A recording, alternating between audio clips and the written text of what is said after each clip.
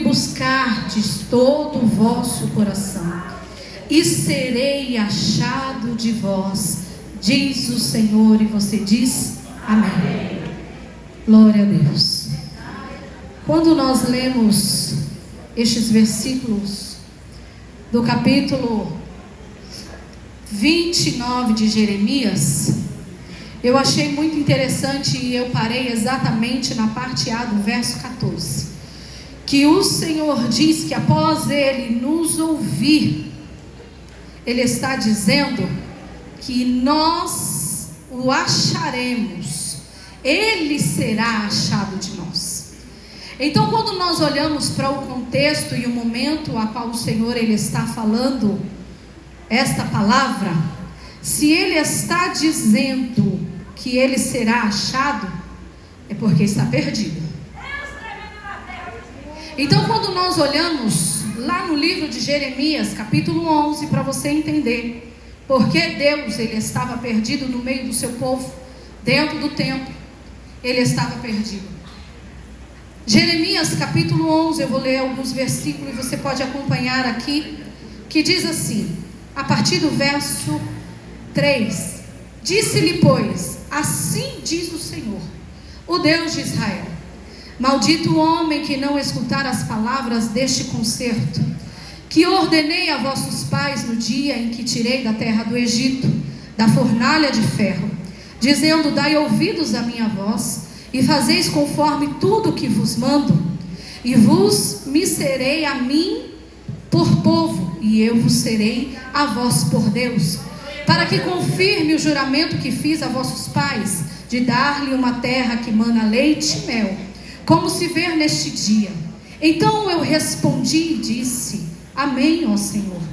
E disse-me o Senhor: apregoa todas as palavras nas cidades de Judá e nas ruas de Jerusalém, dizendo: ouve a palavra deste concerto e a cumpre-as, porque deveras protestei a vossos pais no dia em que tirei da terra do Egito, até o dia de hoje, madrugando e protestando, e dizendo: dai ouvidos à minha voz. Mas não ouviram, nem inclinaram os ouvidos, antes andaram cada um conforme o propósito do seu coração malvado. E o verso 9: disse mais o Senhor: uma conjuração se achou entre os homens. E você diz amém. Para a gente entender, porque Deus ele está dizendo, e levanta agora Jeremias e diz: Jeremias, se posiciona no meio do meu povo e prega a minha palavra e prega o meu conserto, para nós entendermos por que Deus fala tão duras palavras. Porque Deus agora levanta Jeremias para anunciar algo que já está decidido por ele. Ele não levanta Jeremias para dizer: olha, não vou fazer, não, pergunta aí para o povo da congregação o que eles acham, Jeremias. Mas diz ao povo, Jeremias, que eles endureceram o coração quando eu os tirei da terra do Egito e os trouxe a uma terra que mana leite e mel. Fiz eles viverem o extraordinário comigo, mas eles endureceram os corações. E eles andam, inclinam o vosso coração que é malvado. Eles não andam mais conforme a palavra de Deus. O Senhor não é a bússola, mas que guia o povo. Agora quem guia eles é o próprio desejo, é o coração que é mau. E ainda no livro de Jeremias ele vai dizer que o coração do homem é enganoso. Aí o Senhor levanta Jeremias com autoridade e com muita coragem e diz: olha, convertei-vos no vosso coração, se arrependa, deixa as práticas, deixa aquilo que vocês têm feito, porque o Senhor está dizendo que Ele quer ser achado por vós. O Senhor está dizendo que Ele levará vocês cativo para um tratado, para um concerto. E eu sempre digo que a dinâmica de Deus é extraordinária. prática de Deus, quando ela vai tratar com o homem, ninguém foge. Pode cavar o mais buraco profundo, aqueles trem que é para proteger de guerra, passar a tranca, se enfiar lá dentro, porque lá dentro Deus já está. Aí Deus está dizendo na boca de Jeremias: olha, Deus tem visto o caminho que vocês têm andado, e agora virá o conserto dele sobre vocês. Aí o Senhor começa a usar Jeremias dizendo como vai acontecer o processo. E ele está dizendo: olha, vocês vão ser subjugados a Nabucodonosor. Vocês terão que obedecer a Nabucodonosor. Vocês terão que estar debaixo da mão de Nabucodonosor. Outra hora eles estavam debaixo da mão potente de Deus. Agora Deus está dizendo: como eu não sou mais achado por vós, eu vou deixar a mão de Nabucodonosor reger e conduzir vocês. E aí o Senhor está dizendo: lembra a terra que eu trouxe vocês, que mana leite e mel? Lembra as terras que dei a vocês por herança? Lembra toda a prosperidade que fiz sobre vocês? Tudo isso estou entregando agora para Ele. Tudo isso estou dando agora lá para a Babilônia. Ninguém vai levar malinha, ninguém vai pegar a herança, ninguém vai pegar os bichinhos de estimação, ninguém vai pegar a melhor roupa, ninguém vai pegar nada daquilo que eu, Deus, dei para levar, porque dei a Nabucodonosor. Então Deus, todas as vezes que o homem se afasta da sua presença, Deus, todas as vezes que o homem, ele esquece de inclinar o seu coração a Deus e anda conforme o seu desejo, Deus, ele tem nos altos céus aquela pecinha que vai ajustando o parafuso do homem, porque o homem é uma máquina, e quem fez essa máquina é Deus, e ele conhece por fora, ele sabe as medidas da cabeça ao pé, mas ele sabe por dentro como mexer nessa máquina. Aí o povo que não era muito chegado, né, no mistério do conserto de Deus, eles começam a indagar a fala de Jeremias. Eles começam a dizer dentro da congregação. Jeremias pregava o arrependimento e dizendo para eles: olha, entrega tudo a Nabucodonosor. Olha, vai, esteja lá em paz, case-se lá, cresça lá, multiplique. Lembra-se lá do Egito que foi a mesma coisa. Deus liberou uma palavra de crescimento e houve, mesmo no período de perseguição. Agora Deus está dizendo, Ele vai tratar, mas Ele está dizendo: seja obediente, porque se for obediente, a mão do Senhor alcança. Aí eles não aceitaram, porque tinha um tempo de duração. Deus, Ele não coloca ninguém na moinha e esquece lá não. Deus não coloca ninguém no processo e esquece lá não. Deus tem um prazo para você entrar quando Ele quer tratar, mas Ele tem um prazo de tirar também. E Ele diz: é 70 anos. E aí um dos falsos profetas se levanta e diz: olha, como este jugo que é colocado de madeira em forma simbólica, Deus com 2 anos vai quebrar. Isso daí dura pouco. Que ousadia. Aí Deus brada na voz da boca de Jeremias e diz: olha, homem, tu quebrou agora um jugo de madeira, mas o jugo que o Deus poderoso vai colocar é de ferro. Agora eu quero ver quebrar. Eu quero ver abrir a porta que Deus fechou. Eu quero ver mexer naquilo que Deus fechou. Porque só quem tem a chave está na eternidade, sentadinho no alto e sublime trono, dizendo: a chave está aqui, abro quando quero e faço como quero.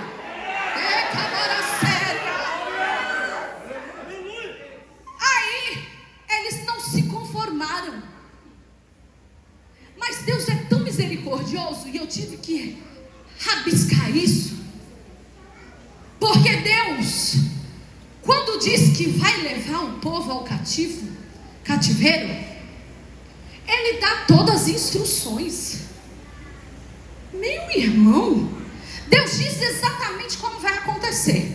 Para eles construir casa, estabelecer-se na cidade, buscar a paz, não escutem os falsos profetas, sejam obedientes. Ele está dando o mapa do território. Tem endereço, tem data, o processo é todo desenhado por Deus. Aí eu falei, mas Deus, por que o Senhor deu um mapa para eles? O Senhor deu todas as orientações. Por que, Fabiana? Eles estavam desorientados. Eles estavam dando por vista. Eles estavam com o coração inclinado àquilo que os falsos profetas estavam dizendo. Eles não olhavam para canto nenhum. Eles não me achavam mais. Então eles estavam perdidos. Mas como o plano ainda é de salvação, eu dou o guia, eu dou a orientação. Mesmo indo para o cativeiro, eu ainda dou a bússola. E aí Deus me fez lembrar quando ele falou com Abraão. Abraão foi diferente, para você entender. Quando Deus vai tratar com aquele que está desorientado, que não escuta mais a Deus, ele desenha, né? A gente não fala, você não entendeu, eu vou desenhar.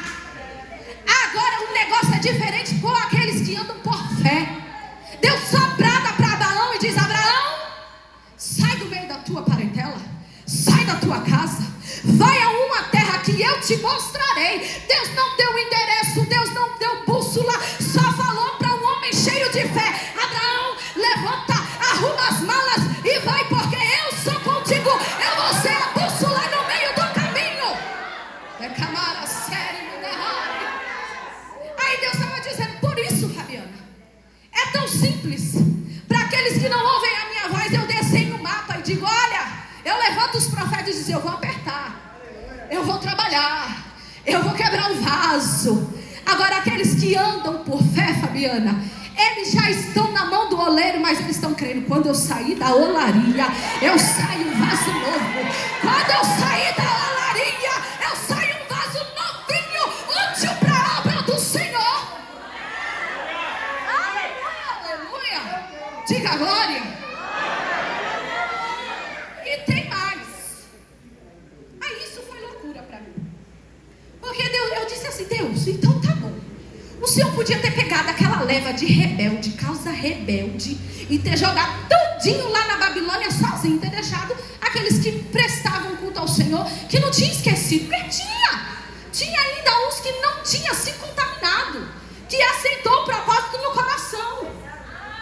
Mas no pacote, descendo para a Babilônia, tinha homens tementes a Deus. Tinha lá Daniel, que propôs no coração em não se contaminar. Tinha lá também Sadraque, Mesaque e Abednego. E aí eu indaguei a Deus, eu disse, Senhor, por que isso? Aí ele disse, Fabiana, quando eu levo alguém cativo, quando eu vou quebrar ele todinho, se eu vou usar a enfermidade para quebrar, se eu vou usar o desemprego para quebrar, se eu vou usar um filho para quebrar, eu sempre tenho que dar a ele um exemplo, um parâmetro de fé, para ele olhar e se espelhar. Diante do cativeiro, dentro do cativeiro, ainda tem aqueles que não se dobram. Está enfermo, mas adora um Deus vivo. Está com problema dentro de casa, mas ainda adora um Deus vivo. Está tudo se acabando, mas adora ainda um Deus vivo. Aí Deus me fez entender, Fabiana, sabe por que às vezes você chega num leito de hospital, lá dentro de um hospital, mas tem uma mulher, tem um homem cheio, canela de fogo, lá dentro, é crente até o tutano, mas está enfermo. Eu disse, por que, Senhor? Ele disse, porque ele é parâmetro de fé para aqueles que ali estão. Ele é parâmetro de fé para aqueles que ali estão.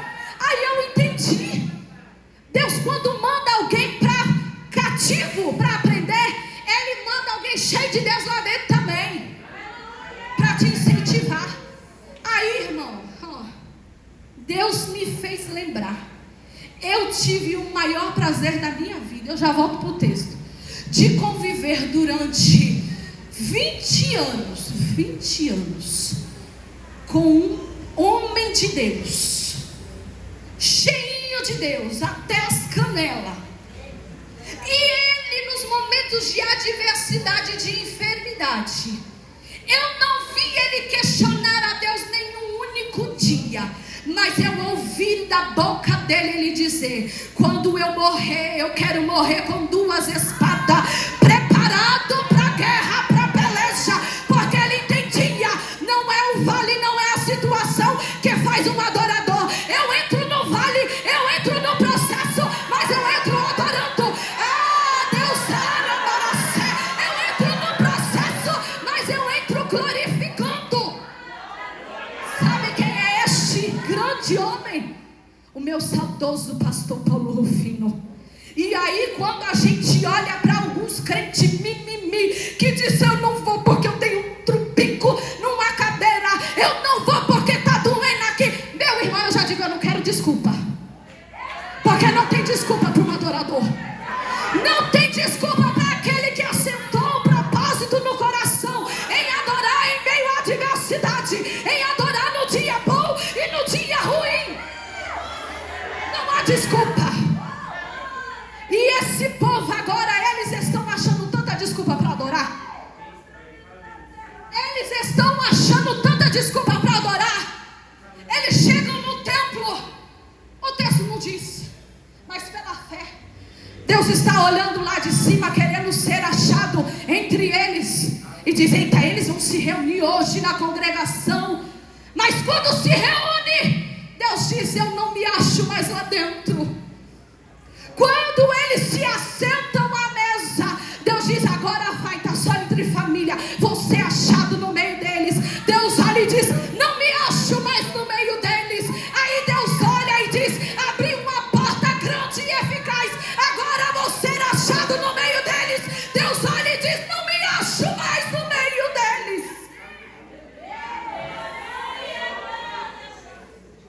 Sabe por quê? Às vezes Deus aperta, porque existem pessoas, e enquanto eu estava sentada aqui, Deus falou fortemente ao meu coração, que fizeram pactos com Deus, mas quando Deus interveio naquilo que ele precisava, se esqueceu. Deus não se acha mais na tua casa, na tua adoração. Deus não se acha mais na porta que ele abriu para você. Deus não se acha mais nos seus relacionamentos da glória.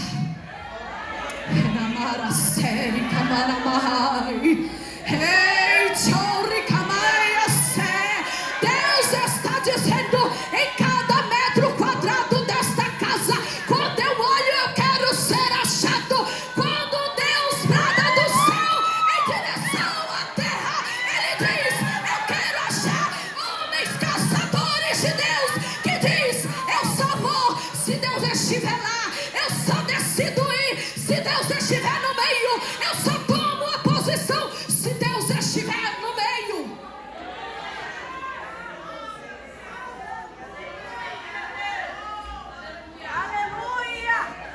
Deus, ele quer homens que buscam a sua presença.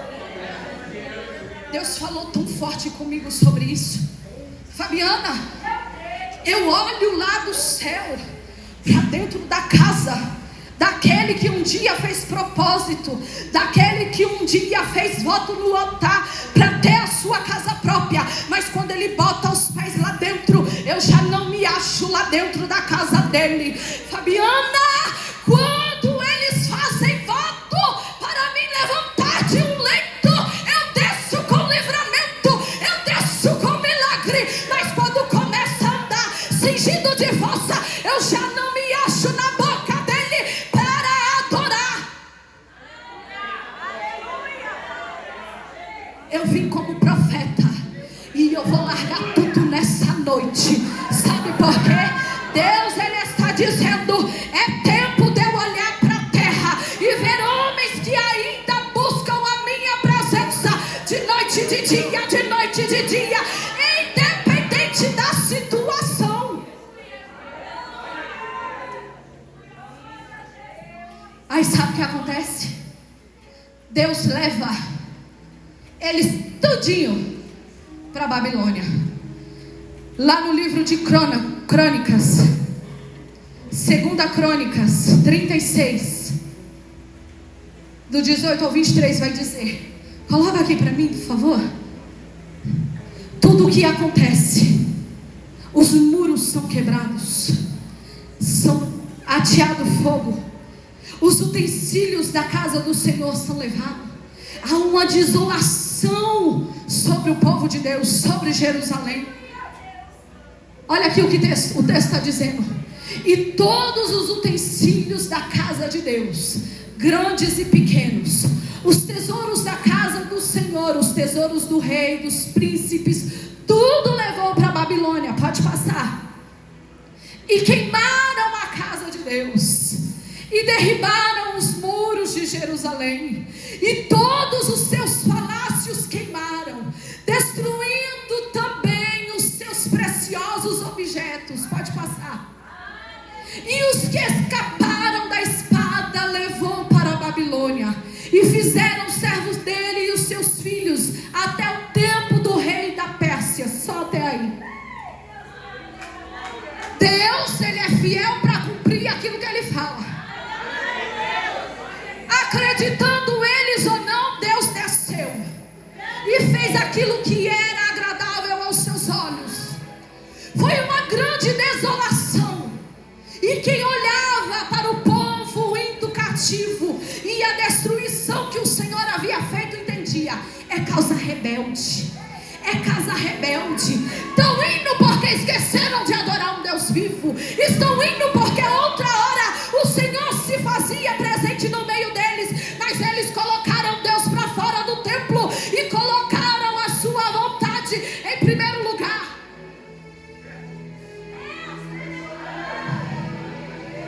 Deus os leva cativo à Babilônia. E o texto vai dizer que quando eles estão lá, começa um gemido, começa um tratamento. Você vai entender agora. Salmo 137. Coloca para mim na versão King James. Coloca aqui, Salmo 137.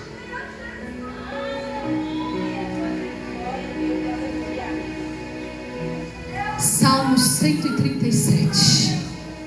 Olha o que o diabo faz quando você esquece de adorar um Deus vivo, de cumprir aquilo que você votou, de fazer aquilo que um dia você prometeu para Deus, de cumprir cada palavra que você falou com Deus, porque Deus diz: não vota não, é melhor não votar. Agora, irmão, não faça tratado com Deus e esqueça de cumprir, não. Cutuca o irmão que está do teu lado aí, aquele cutuco bem santo, e diga: ei, prometeu foi o quê, hein? Vamos dar um jeitinho aí de cumprir. Ei, a Fabiana esquece o carro, esquece até o que você prometeu, mas Deus não. Cutuca de novo e diz: Deus não. Ele não esquece. Deus não esquece, e Satanás vem para te lembrar. Eu vou repetir, tá duro, mas já já você vai ver o bálsamo de Deus sobre a tua vida. Deus, ele não esquece, mas quem vem para te lembrar é Satanás. Junto aos rios da Babilônia, sentamos a chorar, saudades de Sião. Pode passar. Nos salgueiros que lá existiam, penduramos as nossas. Eles penduraram o quê? Adoração. Dá uma pausa aí. Quando o Senhor começou a apertar, eles se calaram. Ao invés de encher os pulmões de ar e dar a sua melhor adoração, ao invés de encher a tua boca de indagação, de murmuração, encha de adoração. Porque eles esqueceram de adorar ao Senhor. No momento de adversidade, sabe o que eles fizeram? A primeira coisa que eles fizeram: penduraram a harpa. Quantas pessoas nós estamos vendo no tempo presente romperam a pandemia? Deus fez ele romper, pastor. Deus deu vida a ele. Deus tirou da UTI. Deus disse para o homem: não, eu ainda salvo, eu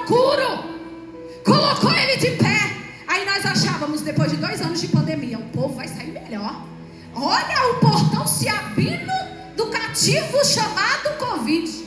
O povo saindo. Pior do que entrou.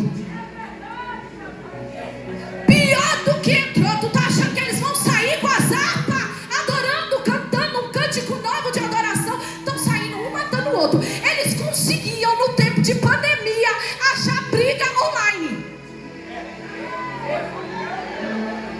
Diga ai.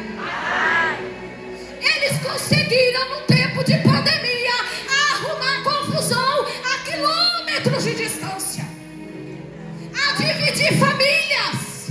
E Deus está dizendo do céu: eu trouxe para o cativeiro para eles buscar a minha presença, para mim ser achado no meio deles.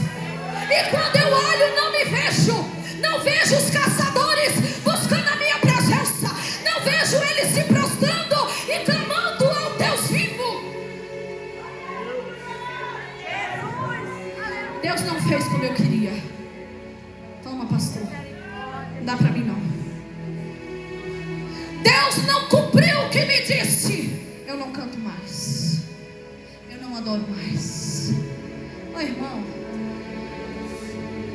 não é nada sobre mim, não é nada sobre ele, não é nada sobre os obreiros, mas é tudo sobre ele. Quando você diz não para aquilo que o Senhor te confiou na terra, o teu não sobe direitinho nos ouvidos de Deus. Não quero o que o Senhor me deu, não quero o que o Senhor me confiou, não quero o que o Senhor me deu, rejeitando aquilo que o céu promoveu sobre você. Eles estão cativos e as harpas estão penduradas no salgueiro. Pode passar, meu filho. Pois aqueles que nos levaram, lembra que eu falei que o diabo ele vem te lembrar? Cuidado, viu? Ainda hoje ele pode te lembrar. Pois aqueles que nos levaram cativo nos pediram para entoar belas canções.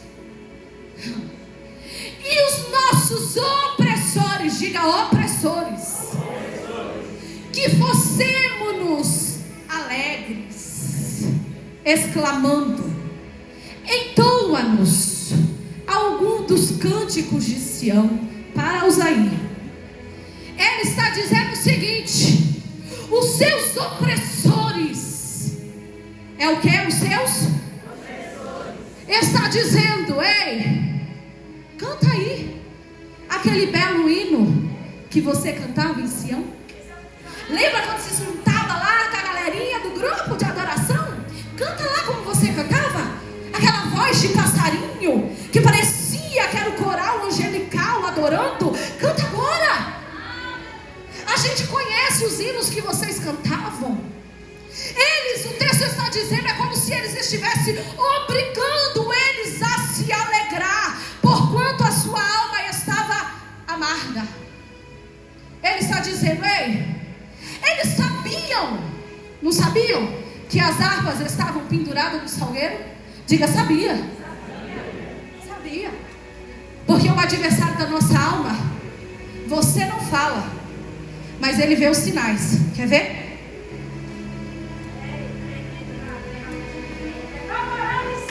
Cheguei do culto chateadíssima com o pastor.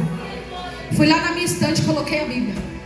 Eu não falei nada na minha casa, mas a minha Bíblia está lá me esperando para me visitar ela já faz um ano. Eu não falei nada para ninguém, mas o hino que eu gosto de ouvir, a forma que eu gosto de ensaiar, já tem um bom tempo que ninguém ouve mais eu cantando. Sabe a sua beca que você usava para cantar? Está lá guardada, está até com cheiro de mofo, porque você nunca mais tirou ela de lá de dentro. Sabe a melhor roupa que você separava para vir ao culto dar graças ao Senhor? Está lá, você não tem mais gosto nem de se arrumar para vir à casa do Senhor. Você não diz nada, mas dá sinais de que não está bem. O adversário se apresenta, ele sabe que as harpas estão penduradas, e ele se apresenta dizendo: ei, bora aí, canta um hino para nós. Canta um hino como vocês cantavam em Sião. Enche o pulmão aí da sua melhor adoração. Vai, canta. Ele se apresenta da mesma forma. Quando está tudo indo difícil lá dentro da sua casa, Ele está observando os sinais. Você não dobra mais o joelho para chamar a presença de Deus. Você não coloca mais um hino que mexe com a tua alma, que faz você ir às lágrimas e dizendo: Senhor, vem cá, Senhor, visita a minha vida, visita a minha casa. Deus, Ele estava sentindo saudade do povo chamar a sua presença para o meio, para dentro da tua casa. Porque quantas pessoas estão chegando no templo, mas o Deus do templo não está nele. Eles chegam no templo, mas o Deus do templo não está mais dentro dele. E Deus me trouxe aqui nesta noite para te dizer algo. Ele ainda olha para a terra, nesse momento caótico a qual nós estamos vivendo. Porque não há diferença do tempo de Babilônia para os dias de hoje. Se brincar, está pior. O negócio está pior. Só que Deus ainda está olhando em direção da terra e está dizendo: eu quero achar alguém com sede de mim. Eu quero achar caçadores da minha presença, aqueles que em todo o tempo buscam a minha face. Senhor, se apresenta dentro da minha casa. Senhor, tu reinas aqui dentro. Senhor, eu vou para o culto, mas quando o Senhor olhar dos altos céus, o Senhor vai encontrar em mim um coração quebrantado e contrito, com sede da vontade de Deus.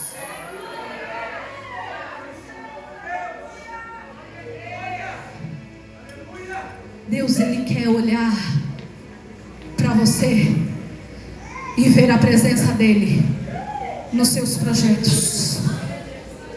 Ele quer olhar dos altos céus e ver nos teus sonhos a presença dEle. Ele quer bater no olho lá dentro da tua casa e dizer: eita, eu estou lá dentro. O Senhor quer bater os olhos aqui na terra em direção a você, lá dentro do seu serviço, e dizer: eita glória, eu estou me vendo lá dentro.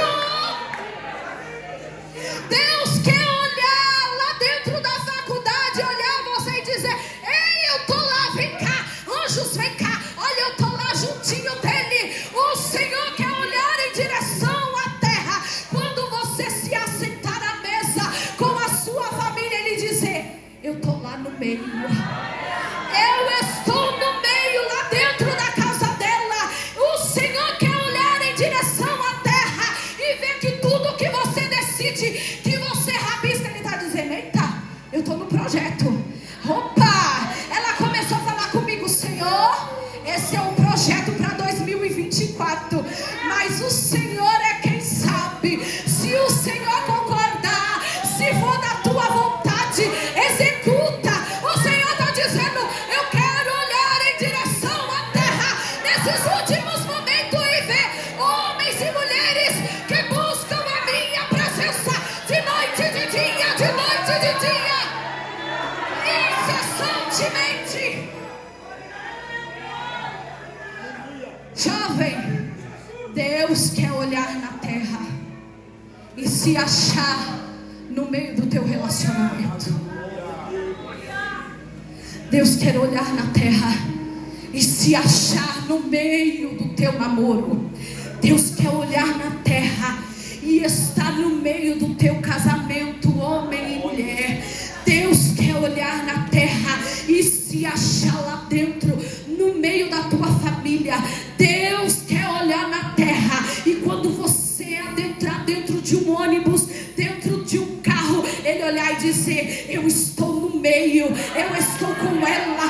Deus quer olhar lá dentro do teu quarto, no teu leito, quando você se deita, ninguém está vendo, o teu parceiro está dormindo, a tua companheira está dormindo, mas Deus está olhando e está dizendo: agora sim, agora eu